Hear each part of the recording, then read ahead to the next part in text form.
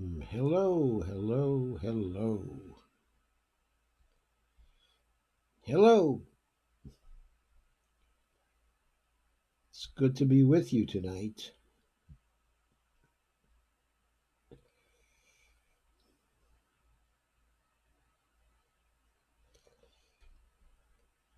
Okay, I'm going to take a minute or two to share, if you will allow me to.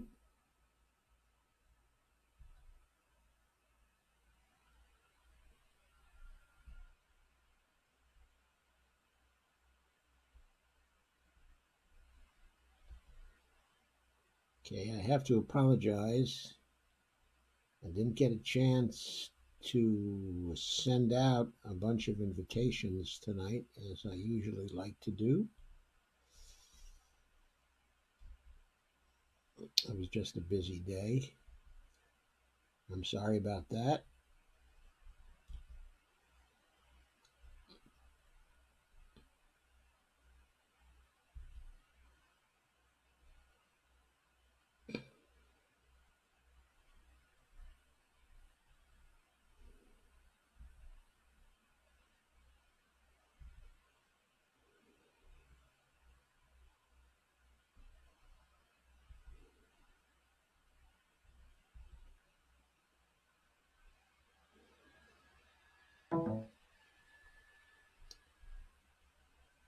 Okay, just a couple more shares now. Oops. My camera has gone off again.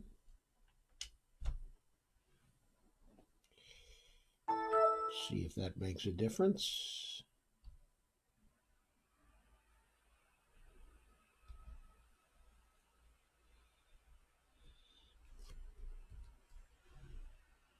Oops.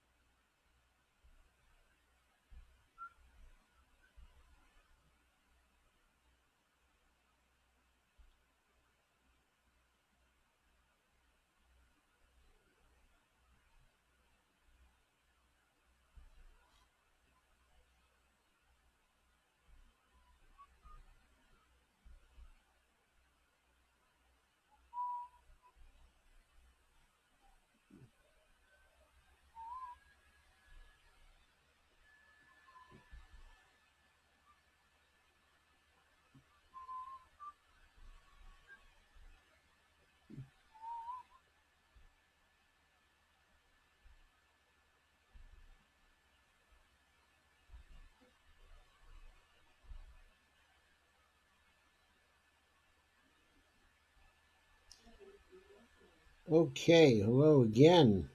Oh, thank you, Sandy. Hi, Susan. Hi, Pharaoh David Shipman.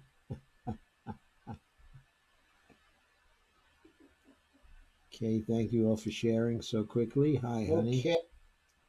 Okay, hello again. That's my echo. I think I've silenced it now. Please tell me if the sound is okay.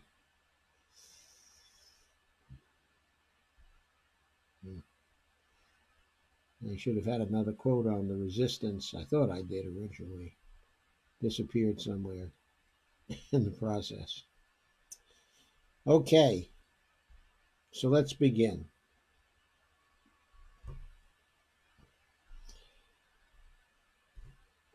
We've been seeing a situation for some time now but the establishment has been throwing all its weight into rigging the primary against one Bernie Sanders. Uh, we are seeing what appears to have been cheating in the Massachusetts primary. We're seeing what appears to be cheating in the Texas primary.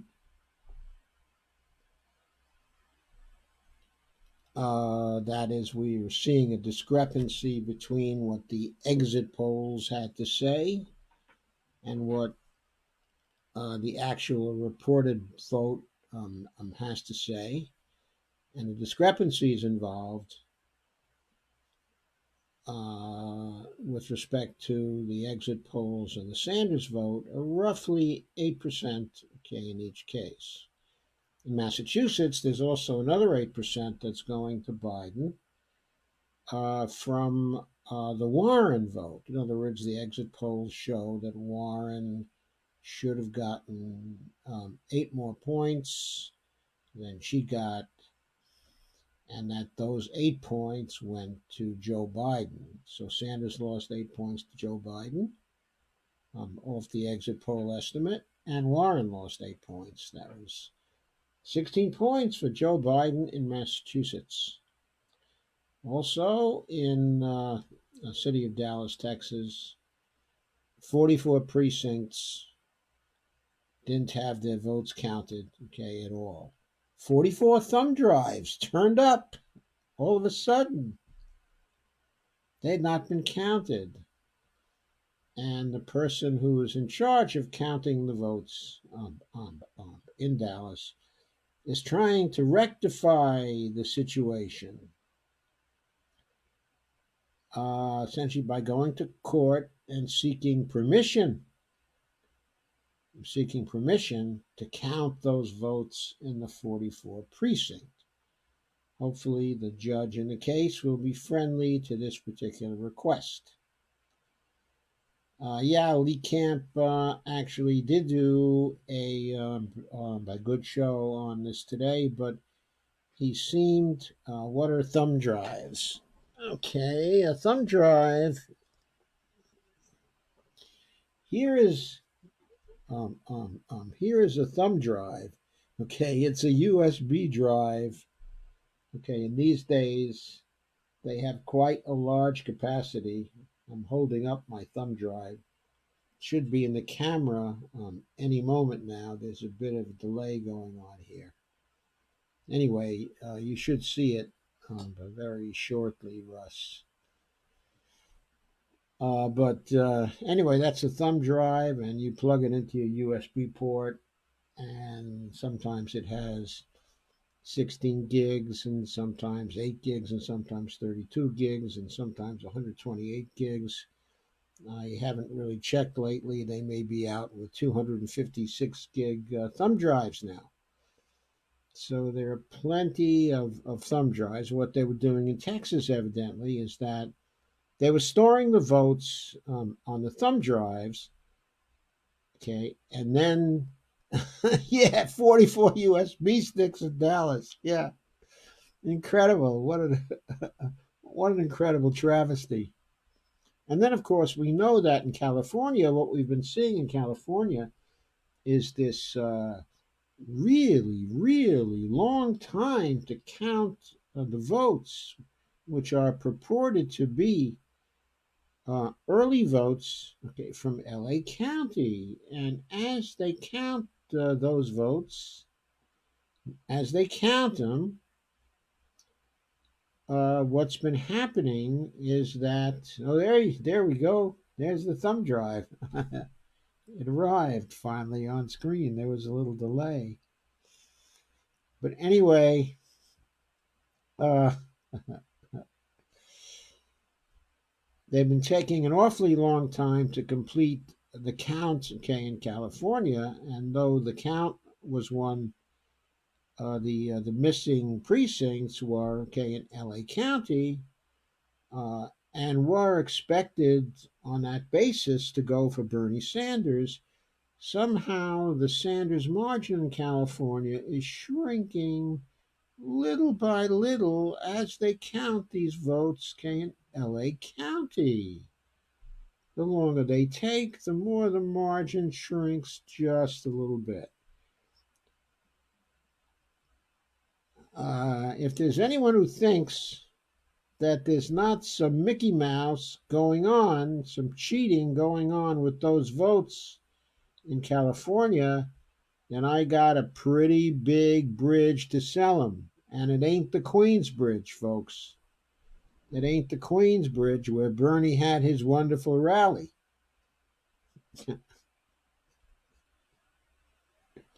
It's the Brooklyn Bridge near where he used to live. Anyway, uh, so those are cases where cheating, okay, is going on. Where we think, okay, it's going on. Then, of course, there was the failure to schedule a debate between Super Tuesday and tomorrow. During this time, the victory, which was certainly partly manufactured for Joe Biden, the victory was used to consolidate support for Joe Biden just before Super Tuesday. His victory in South Carolina was used. And then, of course, the race consolidated down to just a few people.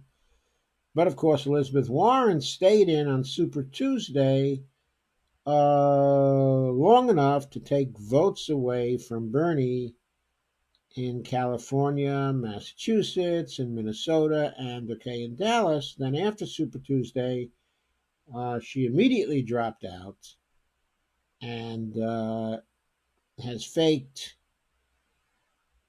Well, she's been essentially doing the circuit, explaining why she didn't really care for Bernie that much, and she resented what the Bernie Bros did. Us Bernie Bros, we happen to like our candidate, and we don't like people uh, who purport to be very similar in policy and values to our candidate, and then basically snipe at the candidate. So some of us got a little nasty, and poor, sensitive Elizabeth Warren just was really, really hurt by that. Isn't that really terrible? So, what's she going to do if she ever gets into a contest with Donald Trump? Of course, I guess there's no danger of that now, right? Because she suspended her campaign. And by the way, since she suspended her campaign and since her tour of the press, uh, she seems to be coming up in Joe Biden's calculations about who he might offer cabinet posts to. And right now, um, he's been talking about maybe appointing Senator Warren as the Secretary of the Treasury if he is so lucky to beat Donald J. Trump.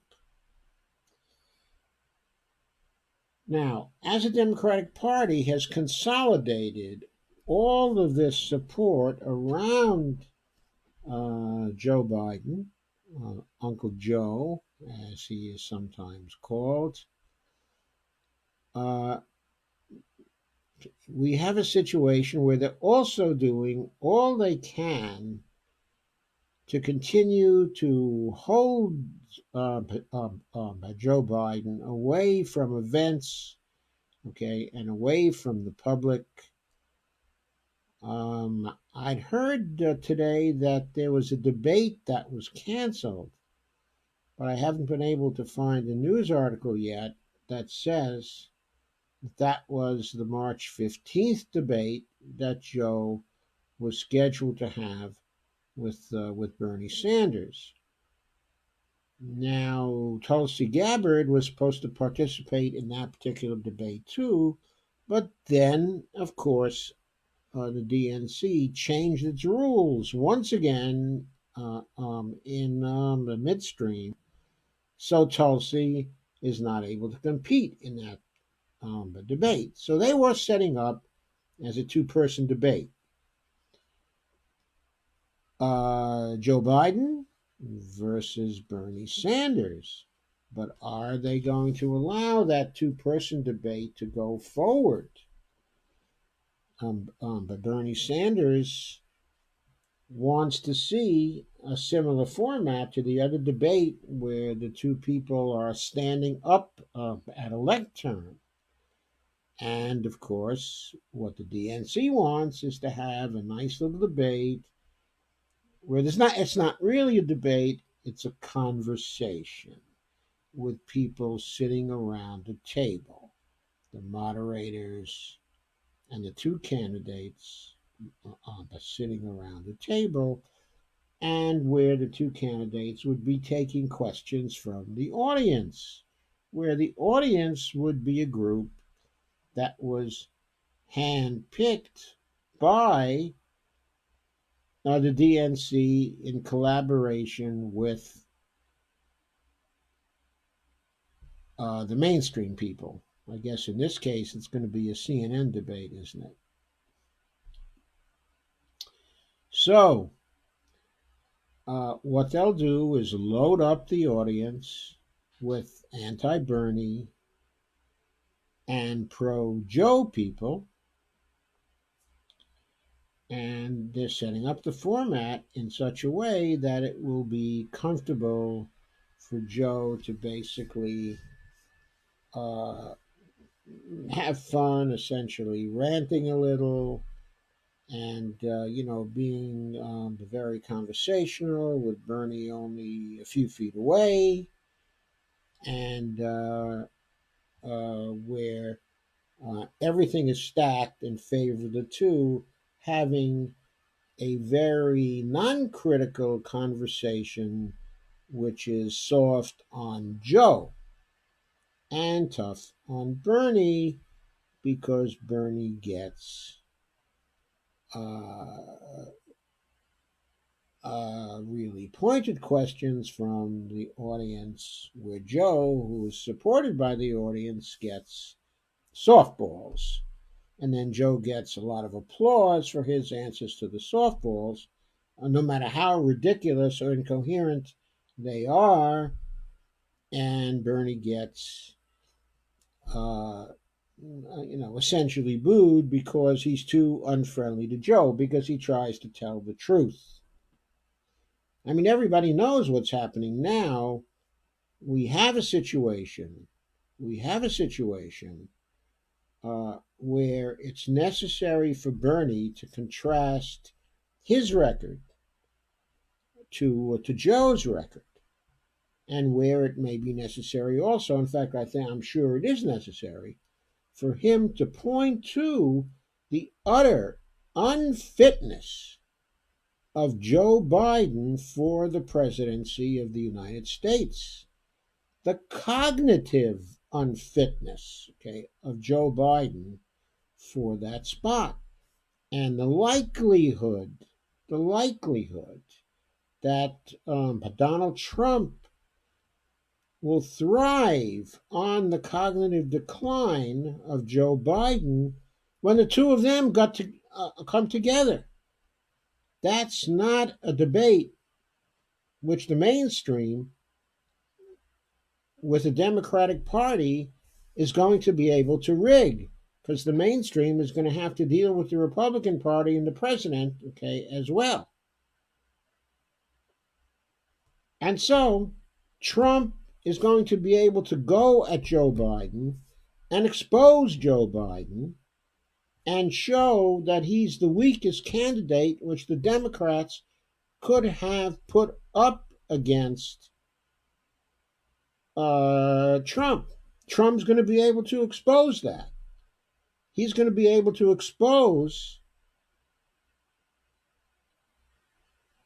that Joe Biden is a ridiculous candidate for the presidency of the United States at this particular point in his life, and that however much people hate to do it, they really have no choice but either to sit out the whole election or vote for Donald Trump. Because Biden will very likely come out with a set of policies that are even worse than Trump. Who else has Biden been considering for his cabinets? Okay. According to an article which appeared today in Common Dreams.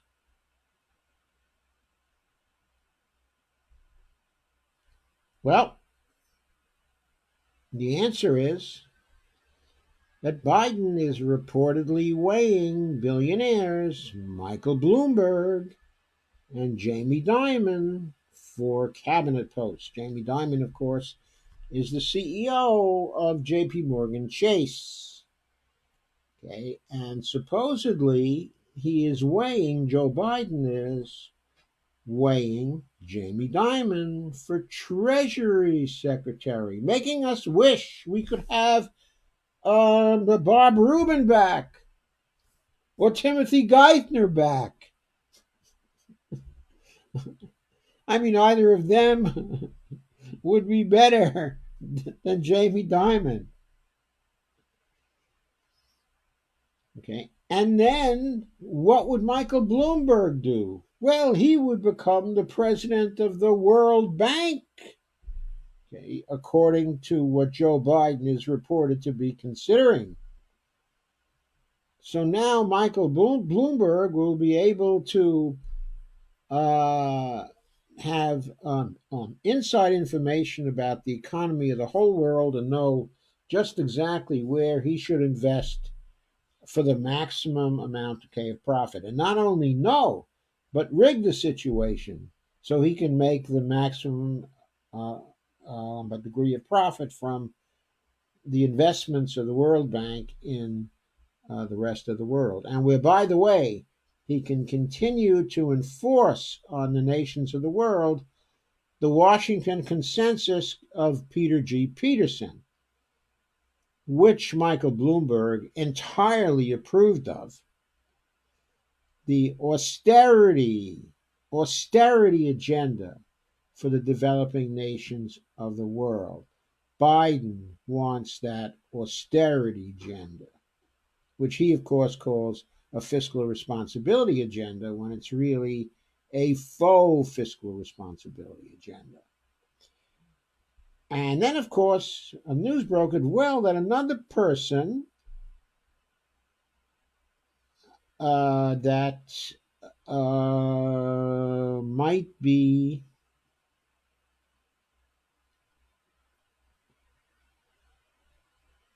who he's also considering the Treasury Secretary is Senator Elizabeth Warren.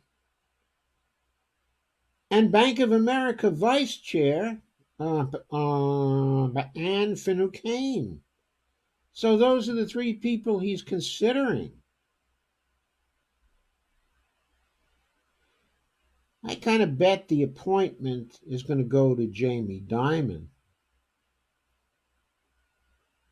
And that the gossip is that he's considering Elizabeth Warren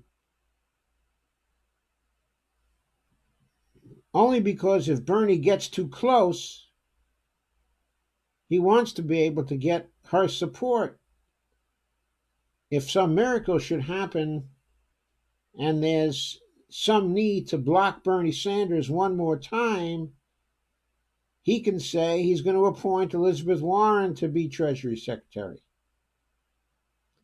Maybe that's what that, is all about.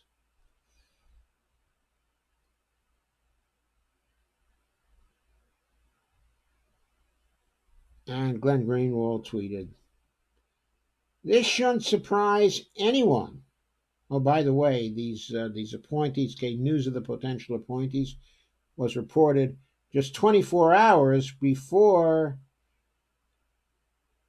the primary elections but tomorrow, just 24 hours before the primary elections. And Glenn Greenwald said, hey, this shouldn't surprise anyone. This is who the Dem Party is. The establishment wing of the party didn't fall into line behind Biden, despite the fact that he'd put Mr. Bloomberg and Jamie Dimon in his cabinet. They did it because of that. This is who they are. This is their ideology, unquote.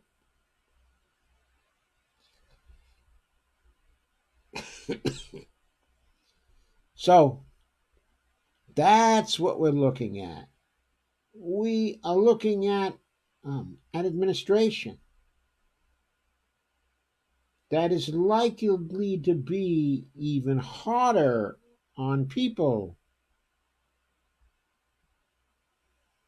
than the Trump administration. Several other high-profile possibilities are John Kerry, who would like to have a cabinet position devoted to climate change, or he might even accept a curtain call to return as Secretary of State. Susan Rice, Obama's national security advisor, is another option for state. And Sally Yates, who is the Deputy Attorney General under Obama, who stood up to Trump, might be a leading contender for the Attorney General spot.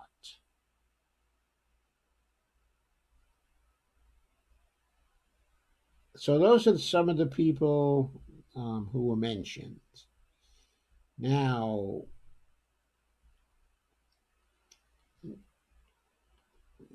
consider this as well. All through this week, there have been very few polls that have appeared, but those polls, that have appeared have shown further momentum for Joe Biden coming out of Super Tuesday. And we look again very briefly at the calendar, the primary elections calendar. Let me switch my view a bit here so you can see that.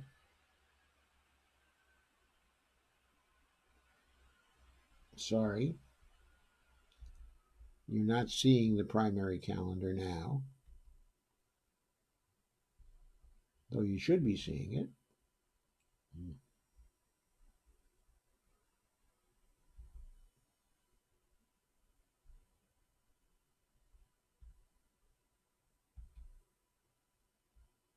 I think you're not seeing it because of a delay.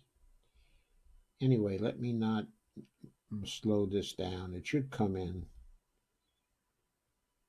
It should come in easily enough in just a second. Let me go back to it now, see if it works better this time. Nope.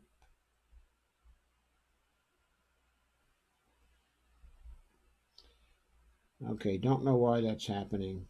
So let me go back to the earlier view and just tell you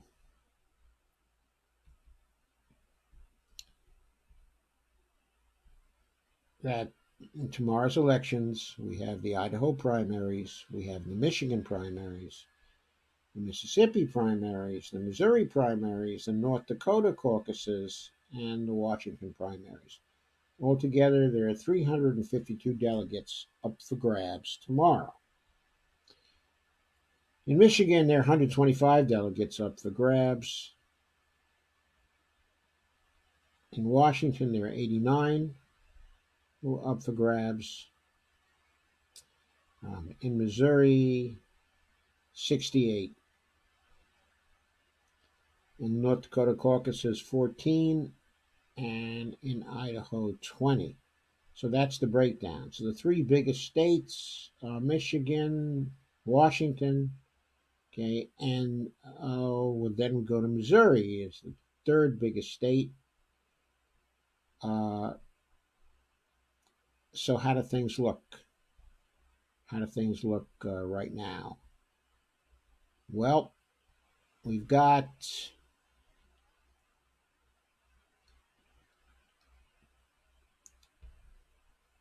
some polls from Real Clear Politics.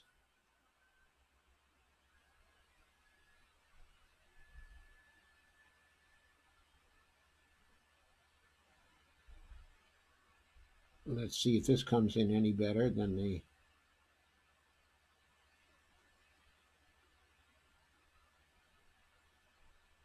previous one did. I'm afraid not.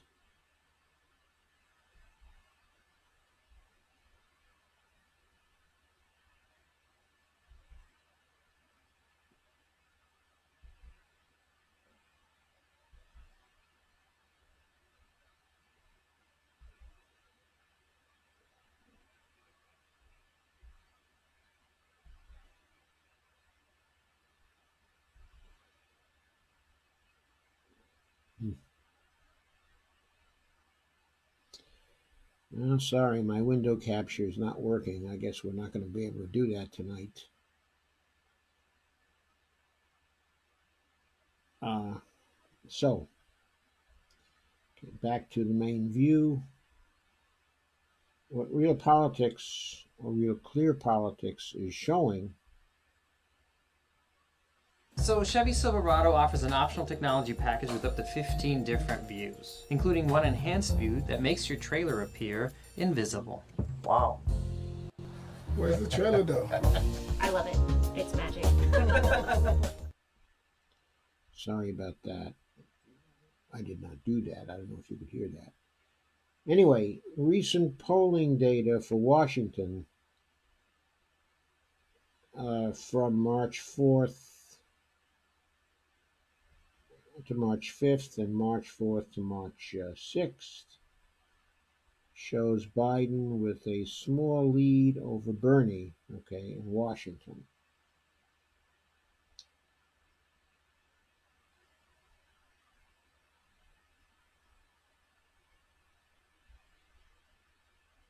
There hasn't been much polling, okay, in Washington. The Missouri polling, though,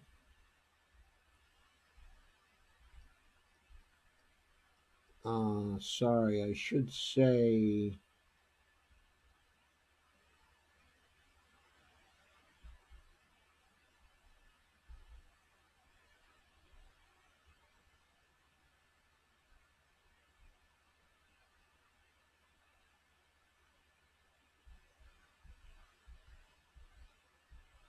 well, the polling for Michigan is really a disaster for Bernie, okay, at this point. The Monmouth poll, which has always shows a bias against Bernie, is showing him behind by 51 to 36. But the YouGov poll, which isn't usually, it's a little more friendly, okay, than the Monmouth poll, but not really terribly much.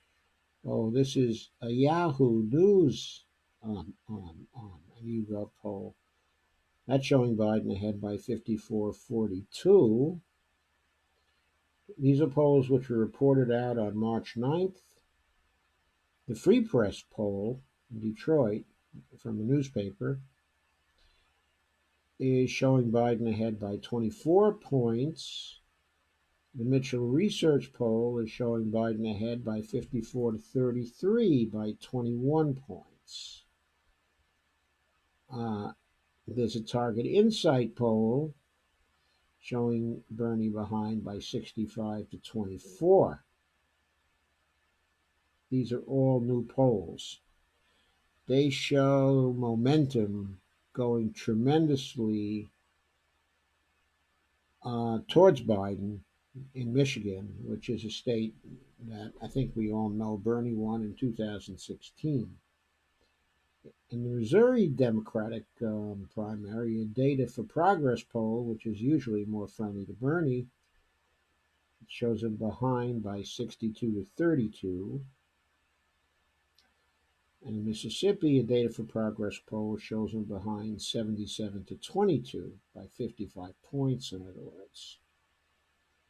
I won't go into further polls. Those are just the ones coming up tomorrow. It does not look good in Michigan, it's fair to say. Does not look good in Michigan.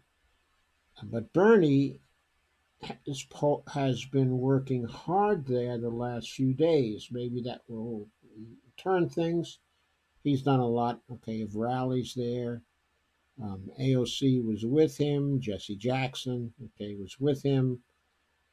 And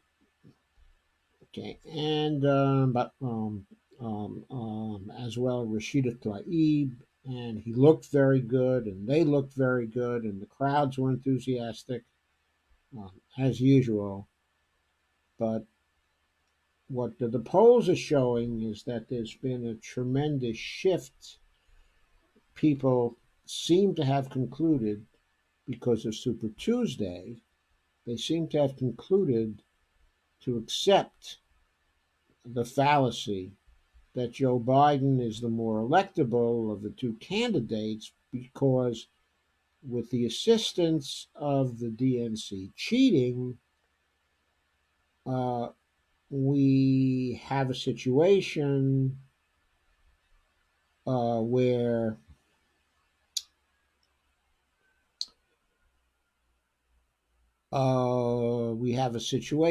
Bernie has won where Biden has won in the polls on Super Tuesday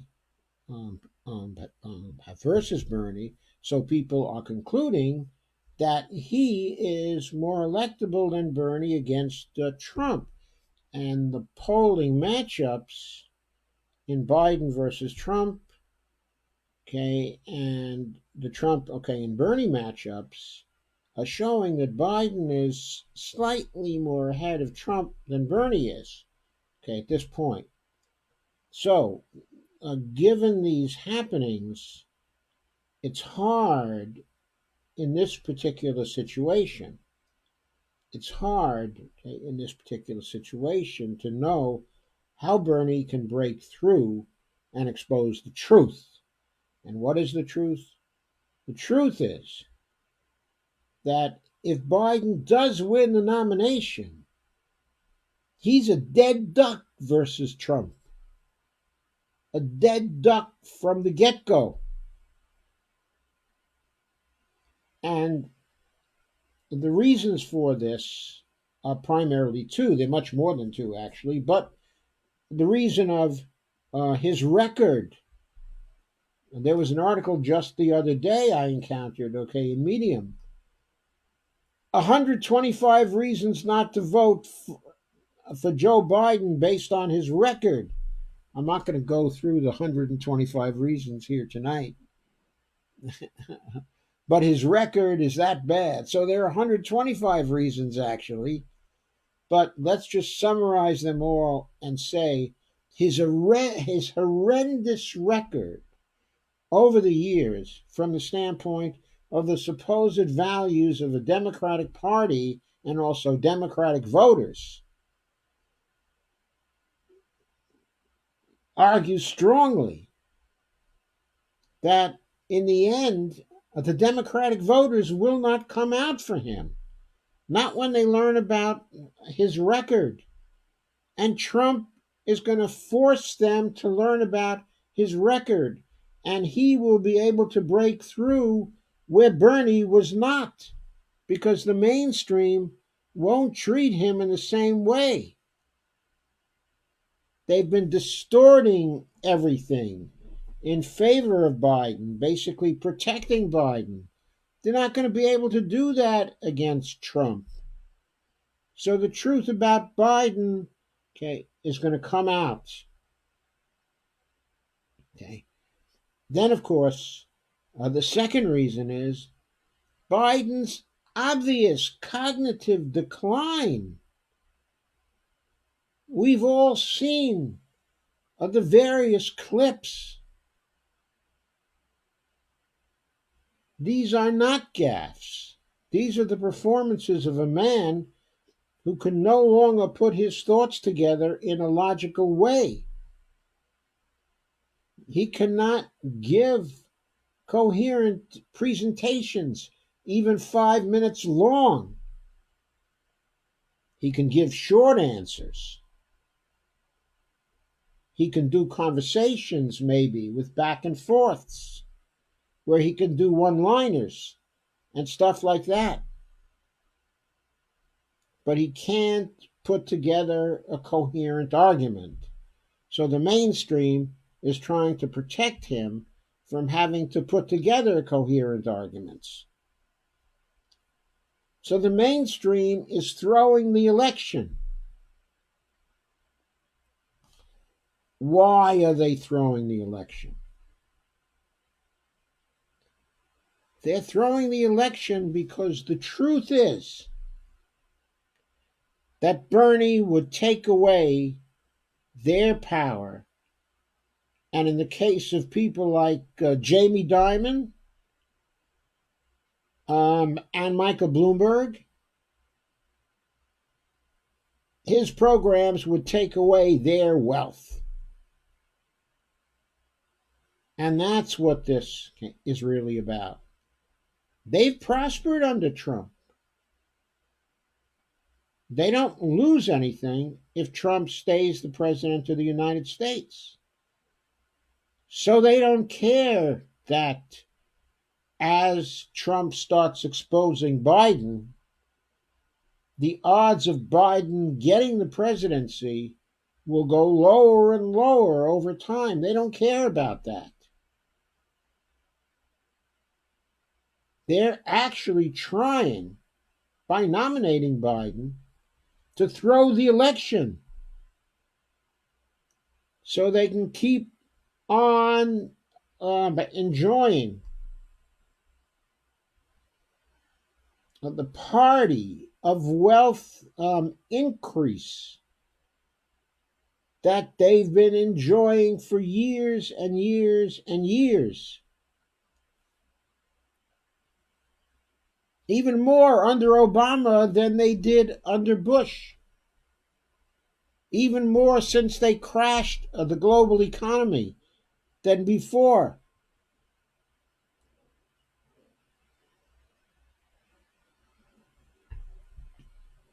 So, what can be done at this point? What can be done?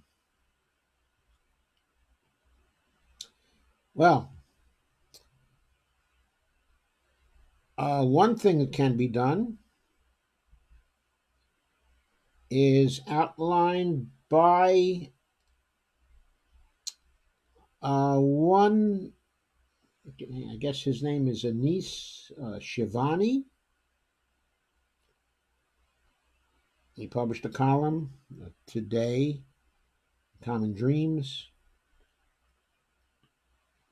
He says, time to debate how Bernie could destroy Biden in 120 minutes or less.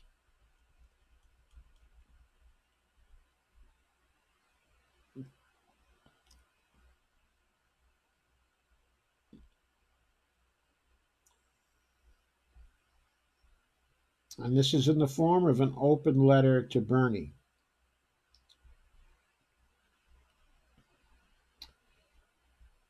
And he starts off by saying, Dear Bernie, provided Michigan hasn't been a blowout against you, or the debate next Sunday will be your last and best chance to regain the upper hand.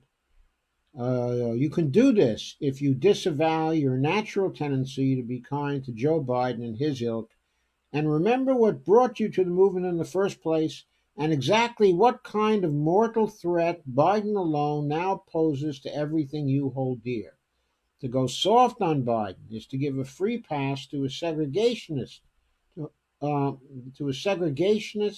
misogynist, to an anti-worker grandstander who embodies a lifetime of active collusion in the economy of war and exploitation that you abhor.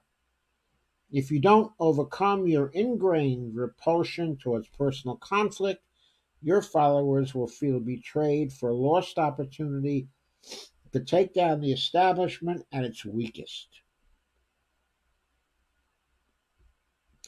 And then he offers Bernie a program of what to say and an opening statement, such as, excuse me for 1 second.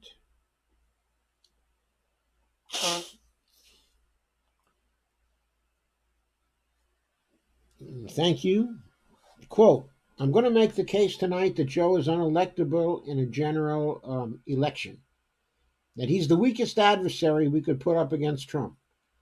When you need a steady leader to fight the rise of intolerance and xenophobia in this country and around the world, the last thing you want is someone who put in place the policies that helped to bring about the state of anxiety that caused people to jump on Trump's bandwagon in the first place. Being a leader supporter of disastrous trade policies like NAFTA and TPP, which my 2016 opponent in the primaries also supported just as vigorously, is the kind of thing that will cause us to lose the Midwest and other vulnerable parts of the country.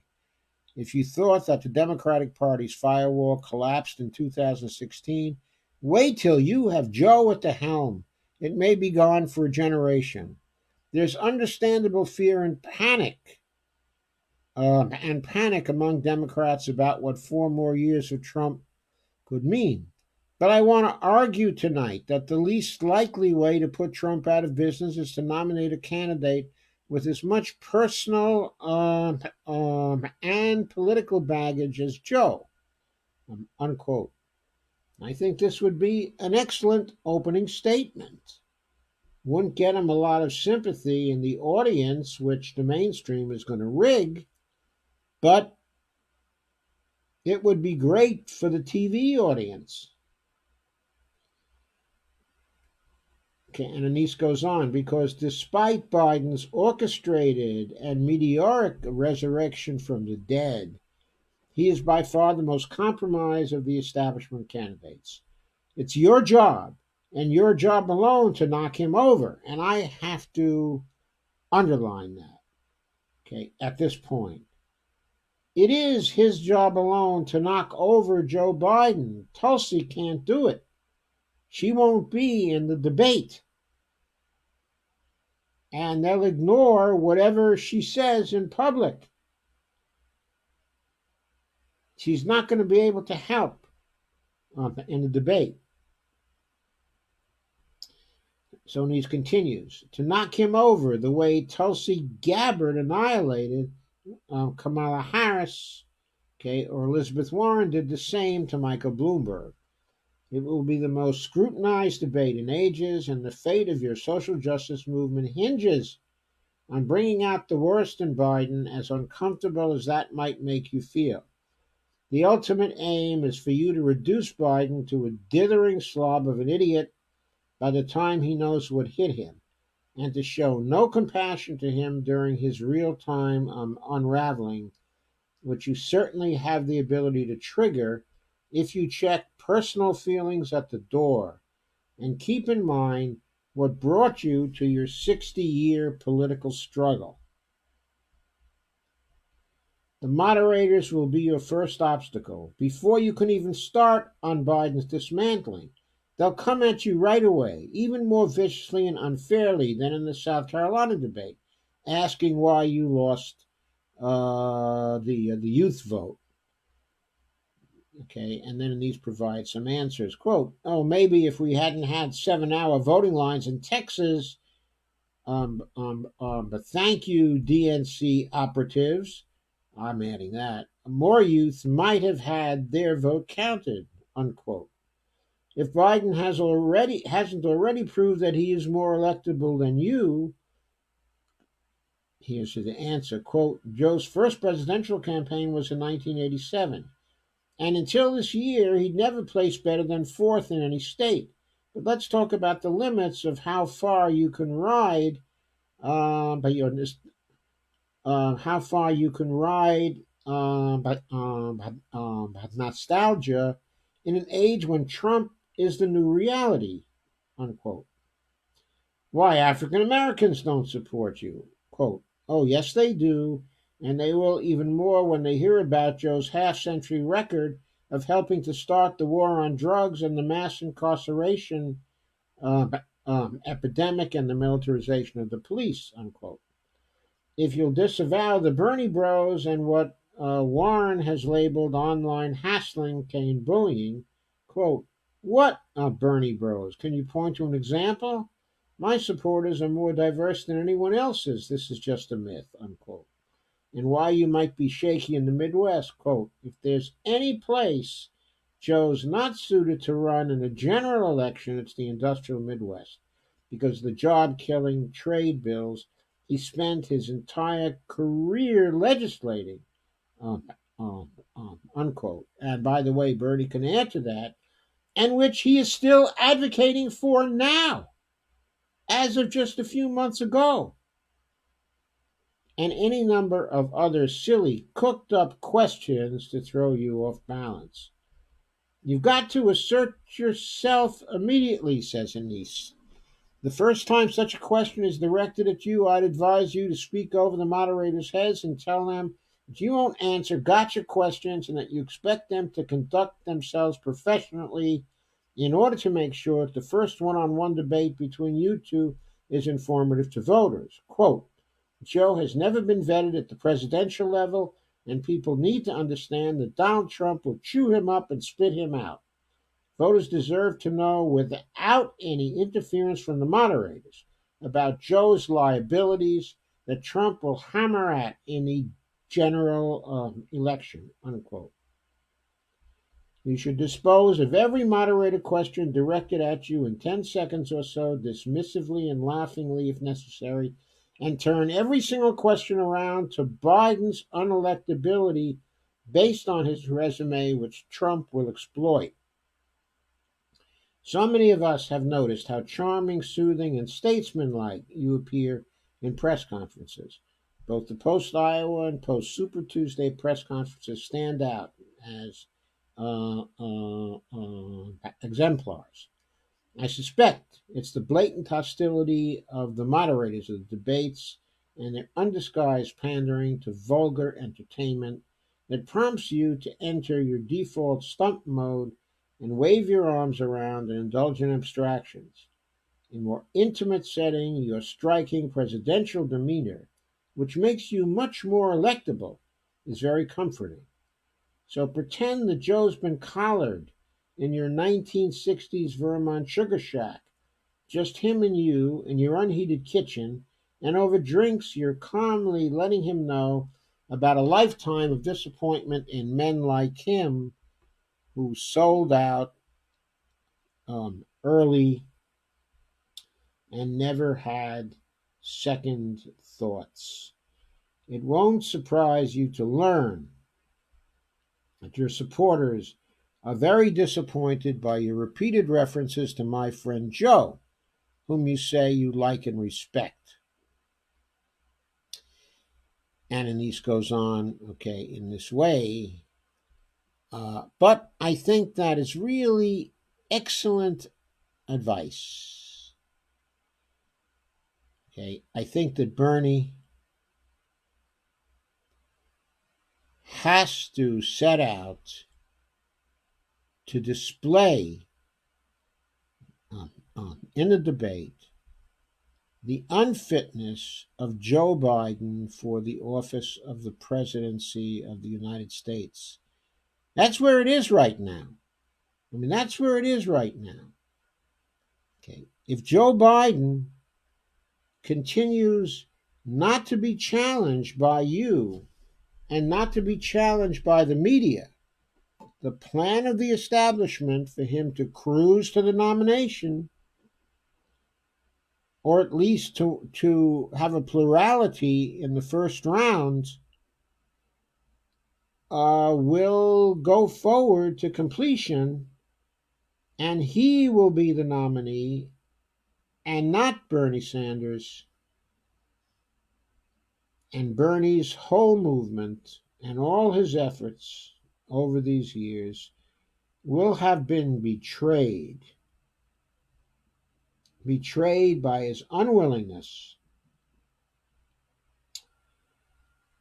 but to go after Joe Biden. Here's another comment, okay, from Anise.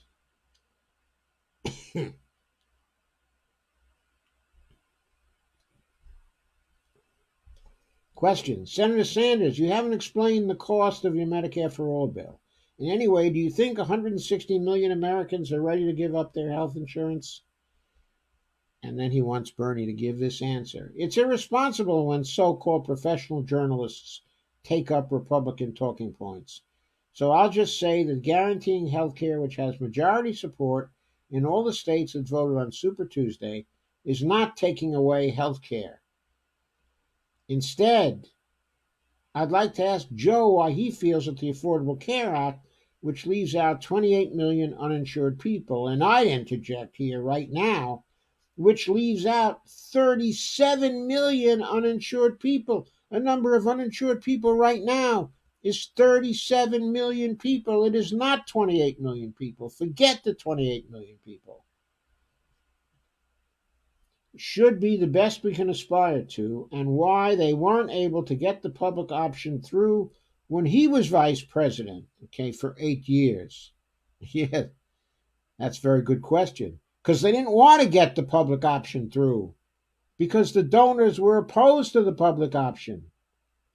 Joe can't get the public option through because he's already sold out to the donors. At that point, Biden should butt in with gobbledygook about the $50 trillion cost, forcing people who are happy with their private insurance to give it up, improving the existing healthcare system rather than scrapping it, and needing to give up a pie-in-the-sky dream that will never happen. This would be the time to take a couple of minutes to explain what your Medicare for All plan actually costs and how you plan to finance it, particularly with taxes on extreme wealth, and say, quote, Joe might not be as sharp with numbers as he once might have been. He did accuse me of causing 150 million deaths the last time we met, but he's pulling figures out of thin air. Pulling figures out of his butt, you mean? And the cost of treatment and prescription drugs is already catastrophic, bankrupting not just individuals, but the country. Come on, Bernie, don't say it's bankrupting the country. The country can't go bankrupt. Don't even use that line for this purpose.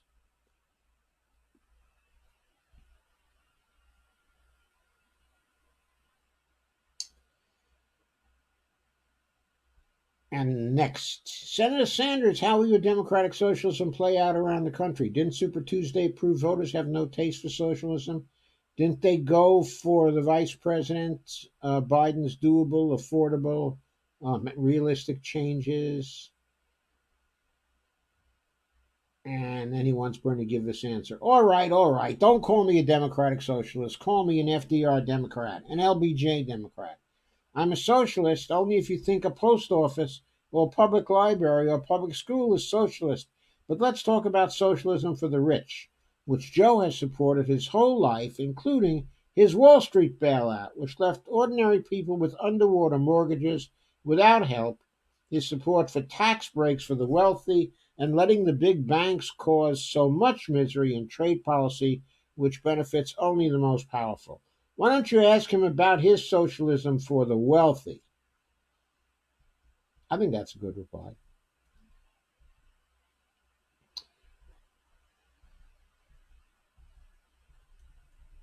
And then he has more questions and answers for Bernie to consider.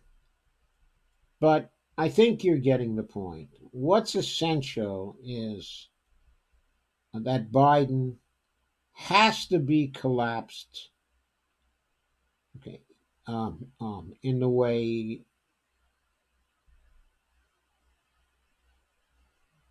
that Carter did to Ford in 1976, and that Tulsi did to Kamala in her debate. With her, But basically, what Anise wants and what I want too is for Bernie to take advantage of the moment or two of mental fragility which is likely to occur in a debate.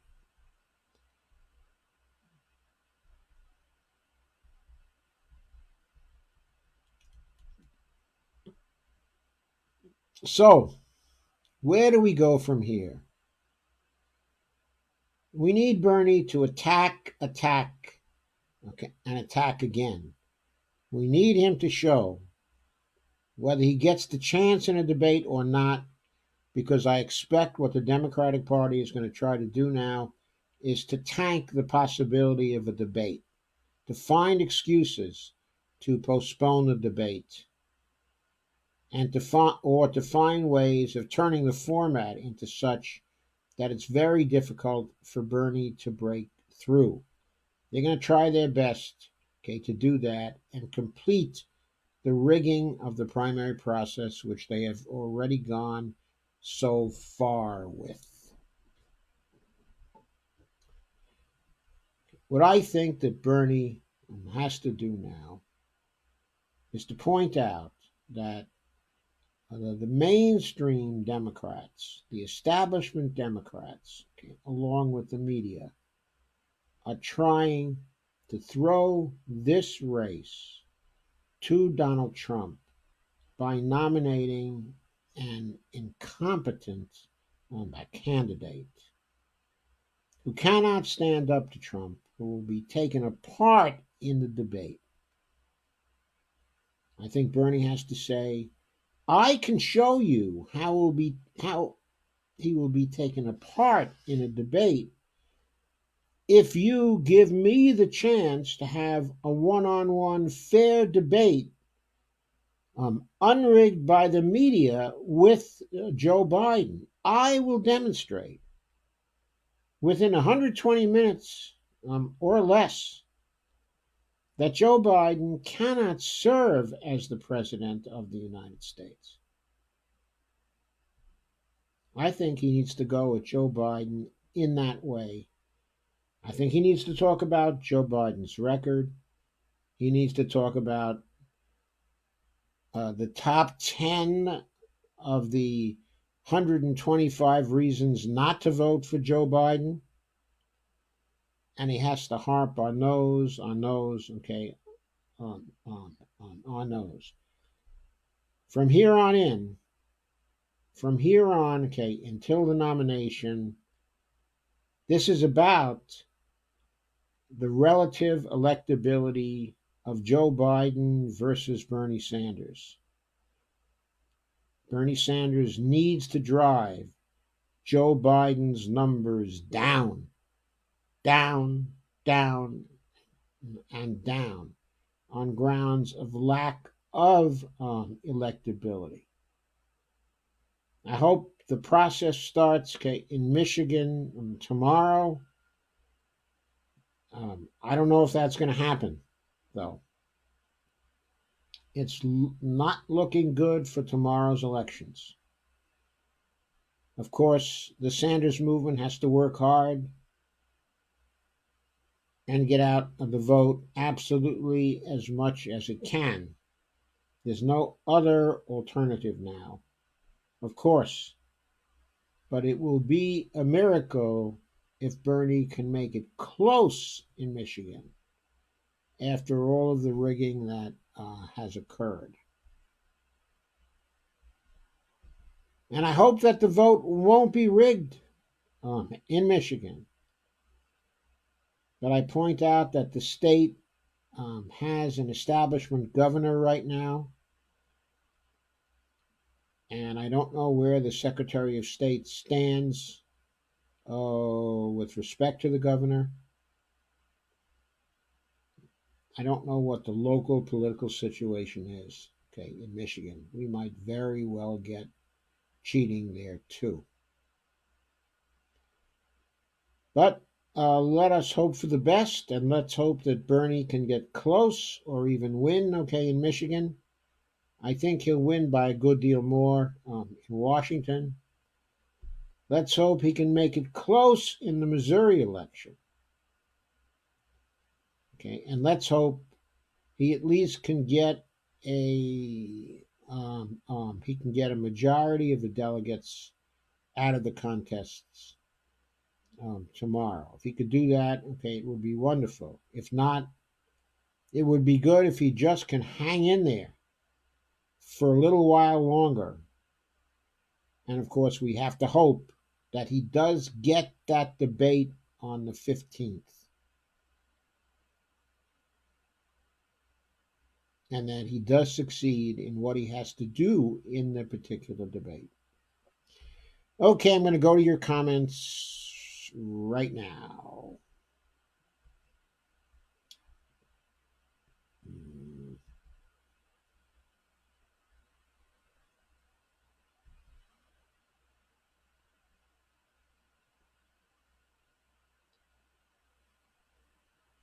Okay, please excuse me while I refresh the page.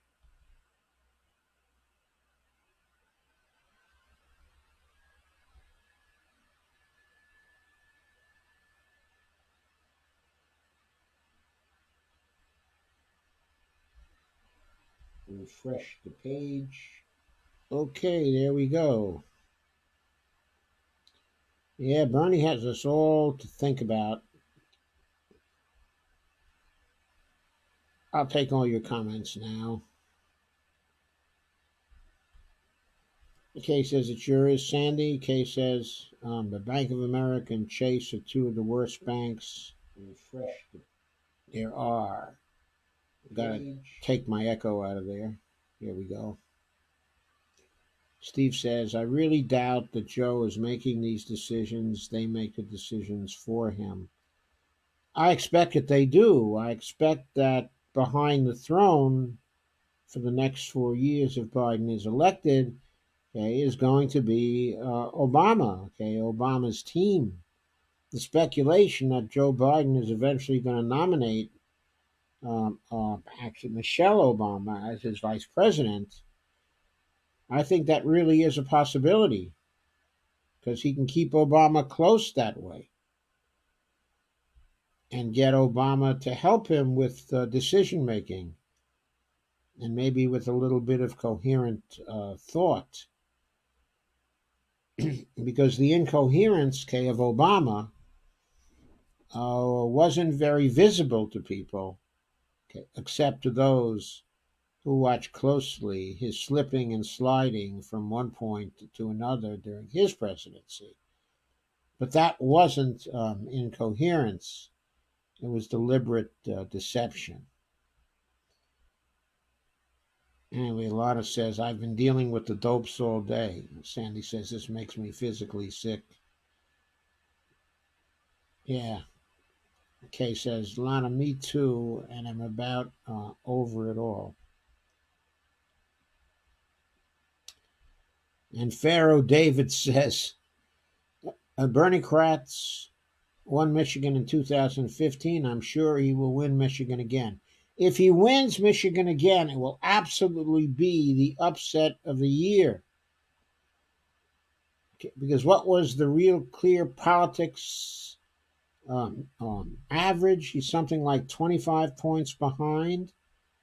When he won in 2015, he was only 15 points in back of Hillary. Lana says, exhausting. Lana says, ugh, that's awful. Steve says, Trump is already talking about Joe having dementia. He is. And Joe does have dementia. It's obvious. It's obvious he has dementia. What he has is not a stutter. I have a stutter. Joe has dementia. Sandy says, how can these people not see this cheating by the DNC and that Biden cannot beat Trump? It's so obvious. Maybe because people are too busy at their 3 jobs to pay attention to what's happening. Sandy says, oh, sorry, I read that one already. Steve says Biden's decline is accelerating. And Kay says, yes, it is exhausting, Lana. Sandy says, don't they have enough wealth? How much money do they need? Seems to me Ted Kennedy, before he died, made a pretty good speech on the Senate floor about that. They will blame Biden's loss on Bernie supporters. It's sad. Let them do so, because you know what? Okay, you know what? By then, we're not going to be in their party. I don't know whether Bernie will still be in their party, but we're not going to be in their party.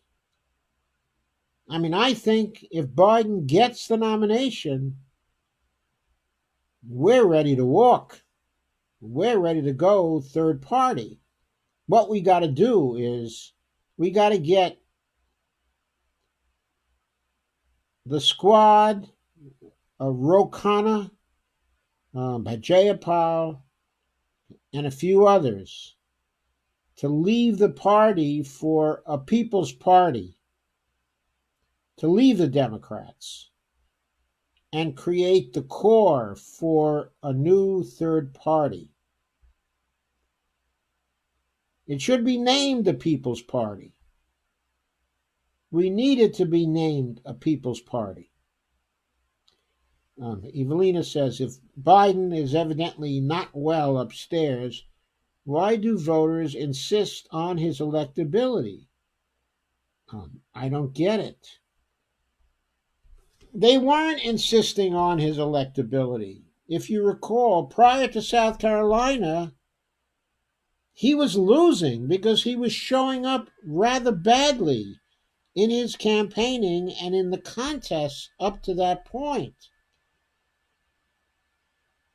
But what Jim Clyburn did for Biden by swinging over South Carolina black people who weren't quite sure who they were going to go for, by getting into Biden's corner and by endorsing him and creating the landslide for Biden, this started shifting people over to Biden on grounds that, well, he must be more electable because he got this really huge landslide in South Carolina.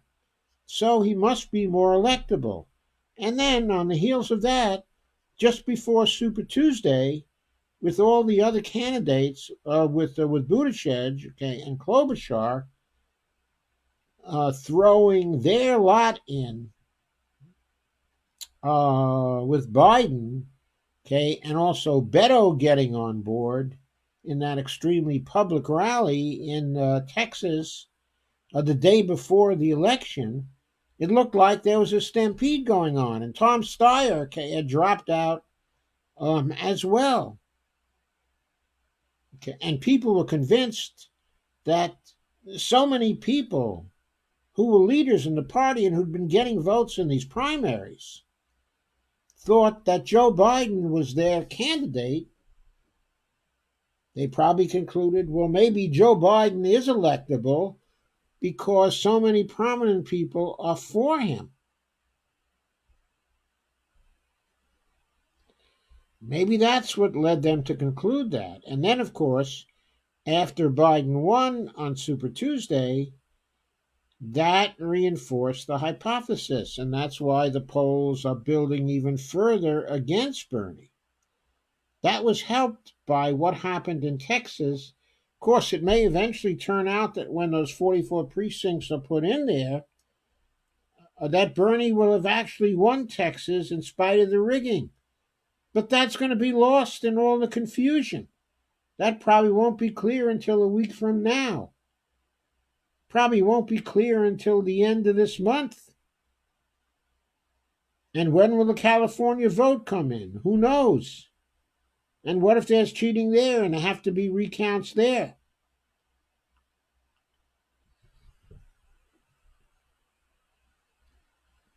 And what if there's rigging in Michigan tomorrow? All this is going to muddy up the water and prevent momentum coming back and holding for Bernie. Sandy says that equals article.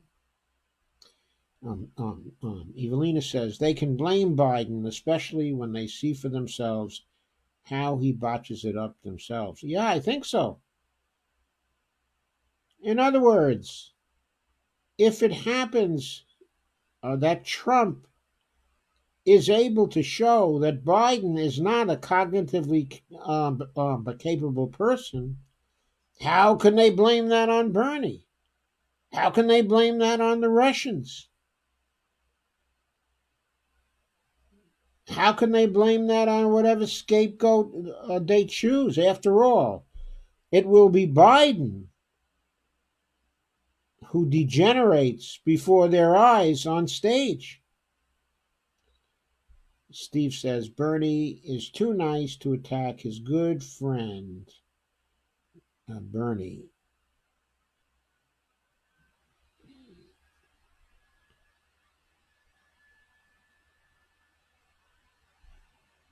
Kay says they don't want to see it, is the answer.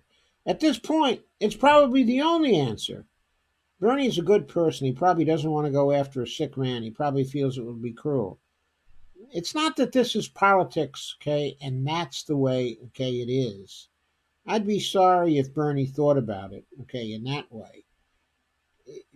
Okay, it's not about, okay, it's being politics, okay? It's about this man, Joe Biden, cannot serve well as the president of the United States. Bernie has often said we are in an existential crisis. We believe that. He believes that. If it is an existential crisis, we can't afford to have an incompetent as the president of the United States. Not when we have to meet the climate emergency right now, beginning in 2021. Even that is too late. But we certainly have to begin to meet it with strong actions in 2021. An administration run by Joe Biden, with Michael Bloomberg in it and Jamie Dimon in it. Such an administration is not going to do that. They won't run the deficits necessary to do that. And they won't tax themselves sufficiently, okay, to do that. They will do neither. Increase their own taxes or do the huge amount of deficit spending it would take if they don't want to increase their own taxes. There's nothing wrong with the deficit spending. It's fine for the U.S. to do. But that's not their ideology. It's not their view of the world. And even if they secretly believe there's no problem with it, they've been swearing there's a terrible problem with it for years and years and years. They can't go back on that now. They either have to tax themselves or run deficits, and they're prepared to do neither. And they might have to do both in order to get it all done. So we know from the get-go, they're not going to get it all done. They're not going to get it all done. They're the wrong people for the job. Joe Biden is the wrong person for the job. Bernie has to get this job and do whatever he has to do to get this job. Because it's not about him. It's about us. And we need him to get this job. Sandy says, one man suffers, okay, or we all suffer. It may be worse than that. One man suffers or we all die. That's what it might be about. Kay says, Bernie is too good of a soul, but in truth, that is why we all love him so much. It's true, but we would love him even more if he could fight with whatever is necessary to enable him to get to the point where he can do this job and make these changes. Evelina says, he's empathetic mostly. He is. He's a wonderful guy. Kay says, Biden is being interviewed on O'Donnell's show now. Guess he couldn't handle Rachel. I laugh out loud. Oh, God. Softball. It's softball time. Sandy said, everything is probably scripted for Joe. It might be. They rig everything. They might be rigging that too. Steve says, Trump is not nice or empathetic. He will destroy Biden. He will. He's extremely competitive. He's extremely competitive. Now, when Bernie is in a situation with a guy like Donald Trump, Bernie can then be just as competitive because he doesn't have to have any empathy for Trump. Doesn't feel any empathy for Trump because Trump is a really, really nasty guy. So Bernie would hand Trump's head to him.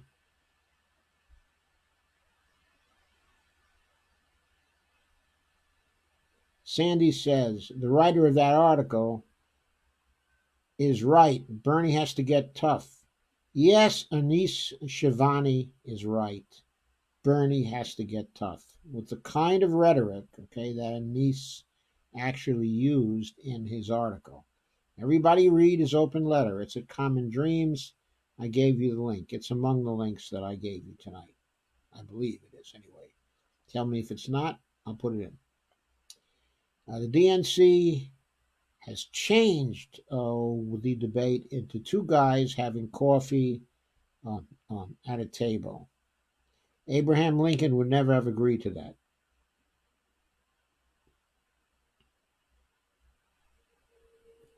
Okay, Evelina says Bernie's got to be as tough as he would with Trump himself. Okay, says another effort to protect Joe. But maybe the country can't go bankrupt, but the citizens sure can. Absolutely. We sure can. That's what's going to happen. We're going to go bankrupt. And Bloomberg is going to get richer, and Jamie Dimon too. He's a piker compared to Bloomberg. I mean, we got to get him at least another 5 to 10 billion, right? Problem is, they know Bernie won't attack his disability. This whole situation is obscene. They'll display him like a clown, and Bernie is the one who will protect him. Sandy says, he needs to protect us. He has to put feelings aside and do what is best for the country, his family. I think when push comes to shove, he will. Well, push has come to shove. I think you're right, though. Otherwise, he would have never gotten into this fight. I think that's true. He never would have gotten into this fight. Evelina says, well, if they do a good job making Biden look foolish, then Bernie's off the hook. I laugh out loud.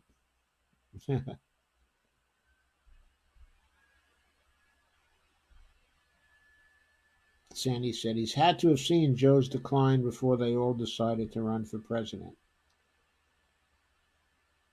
Okay, says Biden's now bashing Bernie. Yeah, he's bashing Bernie with lies. Biden always lies.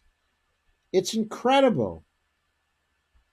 I mean, Biden is nearly as big a liar as Trump. Margot says they won't let Joe debate. Sandy says, I agree. Joe has to go after him. Barbara says, totally agree. Bernie has us all to think about. I hope he sees that.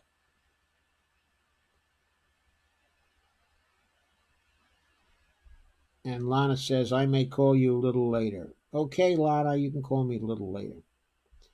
Steve says, wonder why Biden is afraid, of Maddow. I don't know why he's afraid of Maddow. I'm sure Rachel is for him and would not want to embarrass him. But, it could be that Biden knows Lawrence better.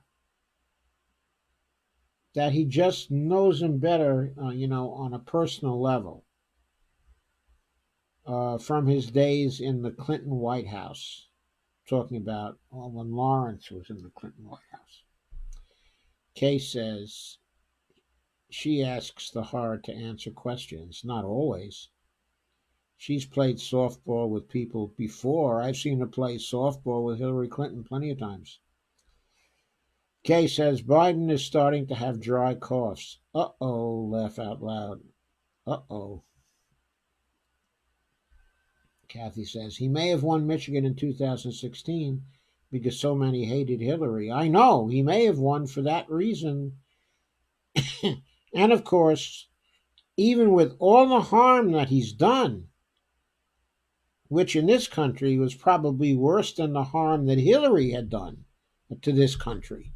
Remember, Hillary did a tremendous amount of harm to the world as Secretary of State, but Biden has done great harm to other nations, and his role while he was in the Senate and while he was in the Obama administration, but he's also done continuous harm to this nation over the years. He's probably done altogether even more harm than Hillary. But he's got the kind of personality, I guess, at least until recently when he started getting very nasty to people on the campaign trail as a result of his cognitive decline.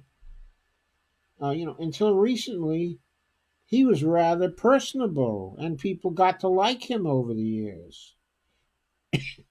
And they liked him as vice president. And can anything be done about the substantial variation between exit polls and results in the previous Democratic primaries? I don't know, but not without considerable serious legal action, and even then I don't know if anything can be done. In other words, claims have to be made. There was cheating, there was fraud, and even then, even if some of the lower courts decide there was fraud and order redress of some sort, the case might go up to the Supreme Court, which might be ready to say that the Democratic Party and the Republican Party, since they're corporations, can commit fraud on their voters with impunity because they're a private corporation. Anyone who chooses to participate in a corporation event, which they will say is what a primary is, has no expectation that it will be an honest contest. Instead, it'll be like a professional wrestling match, fixed from the get-go. Clyburn, a corporate shill, and he suppressed the vote. No one suddenly loved Joe Biden. Well, down there in South Carolina, they loved Obama. And they love Jim Clyburn now. I don't understand why, but then I don't live in South Carolina. Sandy, so how do we get them to start a People's Party? What steps do we take to get them to make this happen? Well, we have to see what progress has been made towards that by Nick Branya.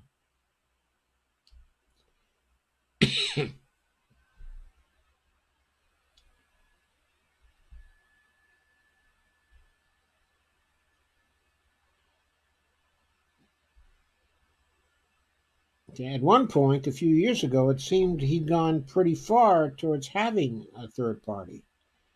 But I don't know how far that's gone. Evelina says, rumors of rigging should be enough for people to suspect Biden's unreal electability. Kay says, Jesse didn't look good, and later I found out that he has Parkinson's. Yeah, I know he didn't look good. He looked like an old man who was in cognitive decline himself. But he drew on his resources and his previous speeches, and it was very touching. His support for Bernie, was very touching. It's unfortunate it couldn't have come before South Carolina, because Jesse's originally from South Carolina, and he might have swung a few of those voters in South Carolina in back of Bernie. It might not have been such a rout. Barbara says, He cannot be president, Biden. But what do we do? How do we fight this? Isn't it too late for this election to help Bernie's chances? No, I don't think it is. I think we keep on organizing. We keep on organizing whatever happens tomorrow. We keep on pitching. And we build our movement through continuous pitching for Bernie for the rest of the campaign. And then we go to the convention, and when they block us and play dirty at the convention, we walk across town to Nick Brana's convention. I don't know that it's across town, but he is setting up a Milwaukee People's Convention. We walk out, we go over to that, we nominate our own candidate for President of the United States. I suggest we nominate one Bernie Sanders and see whether he'll take the nomination. Kay said, well, Joe held up okay for about 15 minutes on his own. He keeps asking, how is Bernie going to pay for all his proposals? Bernie has explained that over and over again. I'm so sick of hearing that crap. Well, in truth, okay, I think that Bernie needs to make a still simpler case. He'll have more time to explain it. When it's a one-on-one debate, he'll have more time to answer. So maybe he'll be able to give, okay, a little background. Now, the fact is that Bernie is not going to pay for his proposals. He doesn't pay for his proposals. His proposals are paid for by spending that comes out of the Treasury spending account. So the question is, how are dollar credits added to the Treasury spending account?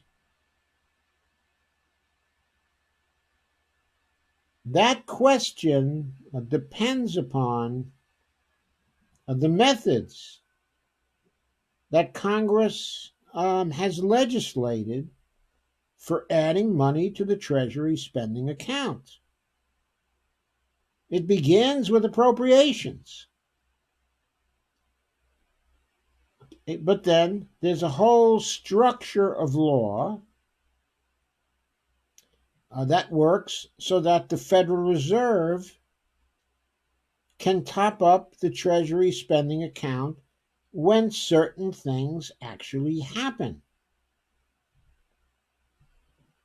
Now, Congress can also legislate some other methods for the Federal Reserve adding dollars to the Treasury spending account. So it's not Bernie who's going to pay for this. It's going to be the Congress who is going to pay for this. Just like the Congress has paid for the wars. Just like the Congress pays for the military.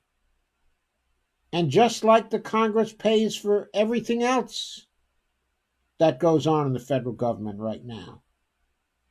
The whole question is misdirected. It has to be directed at the Congress. And Congress can tell the Federal Reserve when it appropriates money for spending,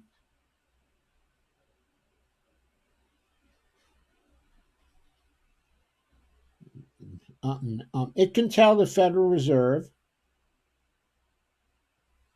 to add to the Treasury spending account for the amount of the appropriation. If it does that, then the executive branch won't be forced to sell any debt instruments to pay for congressional appropriations that is spending mandated by Congress, which the executive has to do. So the real answer to that question is Congress is going to pay for it. It's going to pay for it with its appropriations, and it's going to pay for it by the methods it has created to add money to the Treasury spending account. Okay, Andy Eads says, phone bank for Bernie. We have to do everything we can to get him elected. Yeah, canvas for Bernie, too. Elaine McForbes has joined, and she says, hello. Hi, Elaine. Steve says, when asked today about Biden's cognitive decline, Bernie said he won't go there. He doesn't have to directly go there, but he has to rake him over the coals on his record to the extent that Biden's cognitive decline becomes exposed in front of the whole country.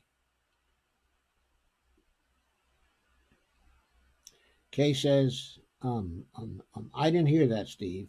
The MSM is blaming the Bernie bros for spreading that. They are. Okay, they're blaming us for spreading that, but actually, it's Trump who's spreading it now. Kay says South Carolina is a red state and always will be. I think that is your answer. No, that is not the answer. Most of the people who voted for Joe Biden in South Carolina were black South Carolinians. They overwhelmingly voted for Joe Biden in South Carolina. That's what put him over the top. And they're not red staters. They don't vote for Republicans in South Carolina. They vote for Democrats overwhelmingly in every election. They voted for Biden because they had faith in Jim Clyburn, and they still love Obama. They voted for Biden because they don't know about Biden's record. It got lost somewhere in his vice presidency.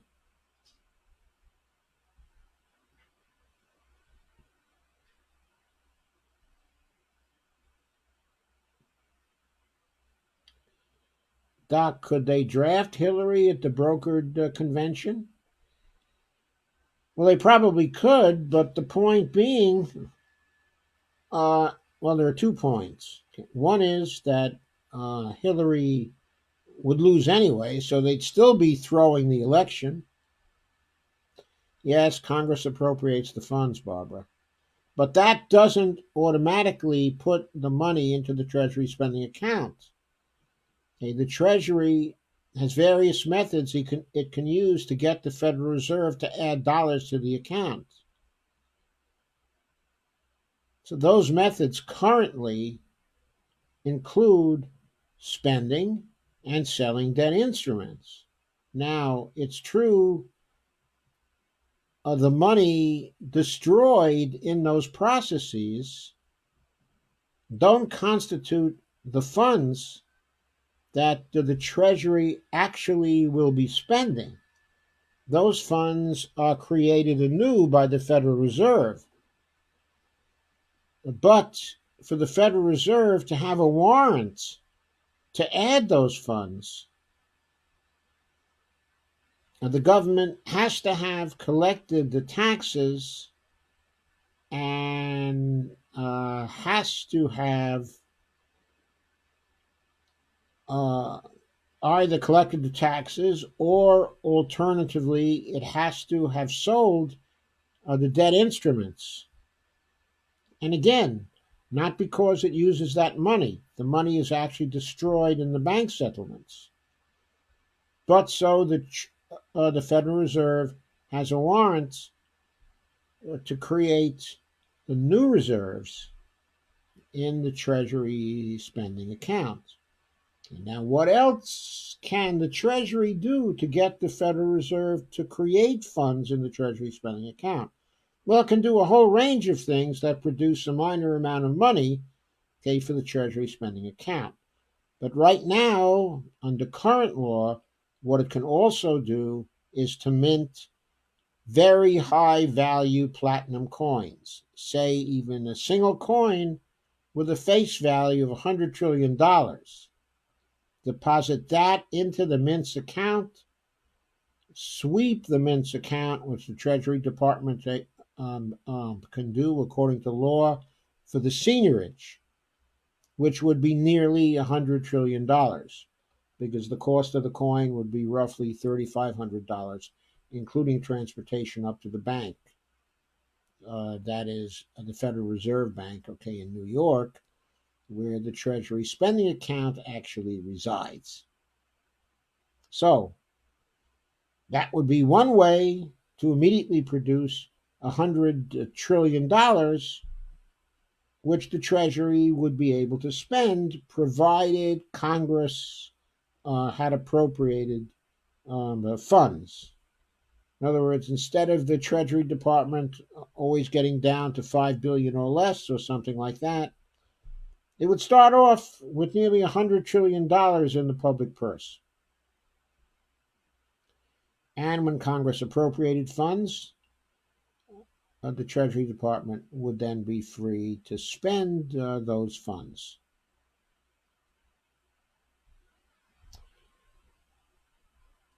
That's what could be done under current law without actually changing the law.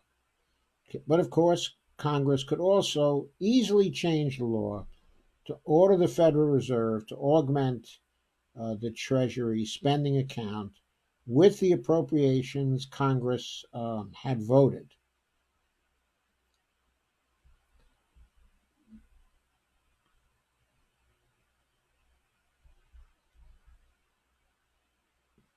Well, Nick Brana has been trying to do it for years now, so we can ask him, and he can give us chapter and verse about how to do it.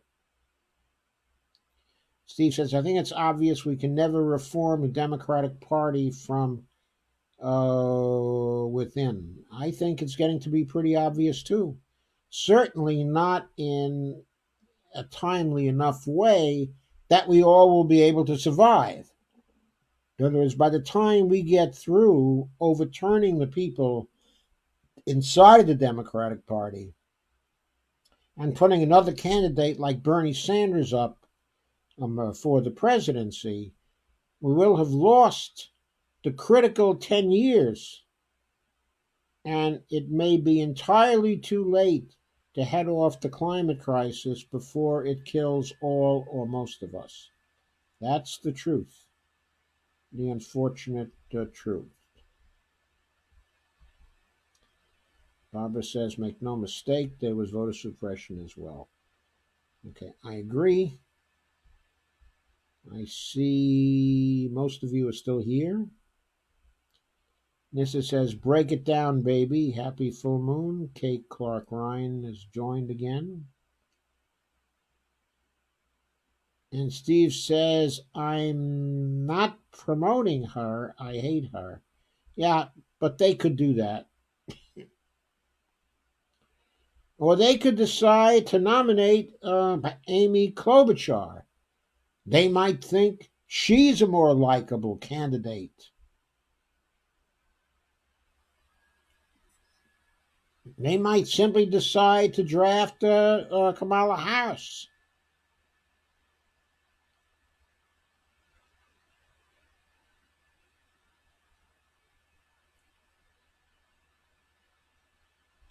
I think there's really quite a likelihood of that. Okay, I've been on for some time now, so I think it's time for me to say goodnight. I thank you all for coming. I thank you all for staying. I hope you liked this live stream. Before I go, let me remind you. Oh, that's the wrong one. let me remind you to please share, like, and subscribe the YouTube video.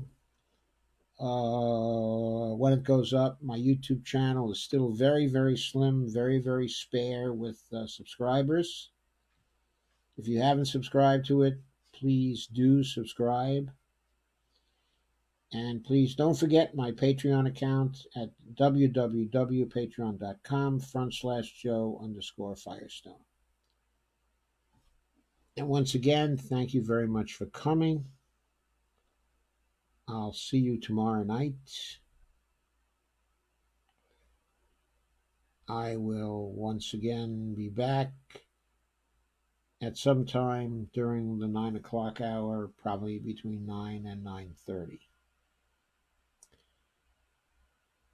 And again, thanks very much for coming.